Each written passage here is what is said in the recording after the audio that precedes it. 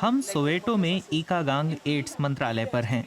Carol डायंटाई ने HIV से संक्रमित परिवारों की मदद के लिए इसे शुरू किया। कुछ लोग जो यहाँ मदद मांगते हैं वे खुद भी संक्रमित हैं और कुछ नहीं भी हैं। ये महिला हमें बता रही हैं कि दक्षिण अफ्रीका में खुद को एचआईवी से सुरक्षित रखना कितना कठिन है। लोग इस पर कभी बात नहीं करते। महिला होने के नाते आप ये पूछने का बीड़ा उठाती हैं, क्या हम एचआईवी टेस्ट करा लें? लेकिन फिर आप सोचते हैं कि कहीं पुरुष भड़क ना जाएं, कहें कि इसका क्या मतलब हुआ? क्या तुम्हें मैं संक्रमित लगता हूँ? क्या मैं बीमार दिखता हूँ? ऐसे में ज्यादातर लोग इन चर्चाओं से बचते हैं। लेकिन सबसे बड़ी समस्या ये है कि ज्यादातर महिलाएं आर्थिक रूप से अपने पार्टनर्स पर निर्भर हैं। क्योंकि इस आदमी के पास पैसा है और वो परिवार का भरण पोषण कर रहा है, इसलिए घर से जुड़ी कई ऐसी चीजें हैं जिनके बारे में मैं फैसला नहीं ले सकती।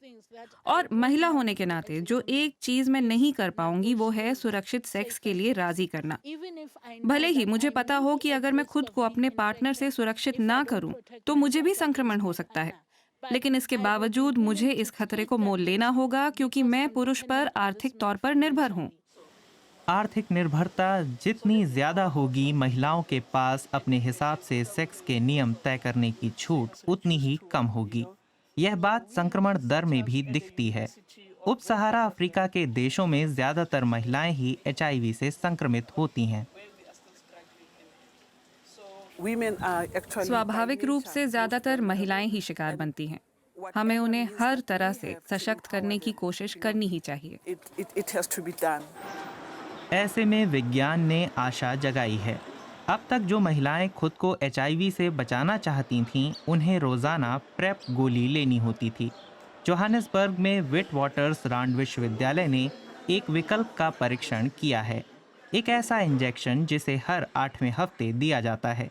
3000 से भी ज्यादा महिलाओं ने इस स्टडी में भाग लिया, जो या तो रोजाना गोली खा रही थीं या फिर इंजेक्शन ले रही थीं। इंजेक्शन से रोजाना खाई जाने वाली गोली के मुकाबले 89% ज्यादा संक्रमण रुके हैं। केवल 1% महिलाओं को ही नए संक्रमण हुए, जो कि हाल में दक्षिण अफ्रीका में हुए अन्य अध्ययनों के मुकाबले बेहद कम है। प्रेप गोली और नया इंजेक्शन दोनों ही एंटी रेट्रोवियल दवाएं हैं। ये शरीर में वायरस के प्रसार को धीमा कर देती हैं।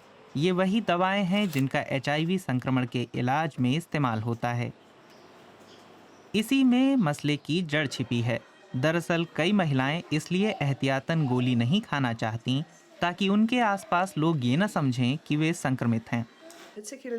हमारे इलाके में महिलाओं की समस्या है कि जब वे एंटी रेट्रोवियल दवाएं लेती हैं तो लोग सोचते हैं उन्हें एचआईवी है।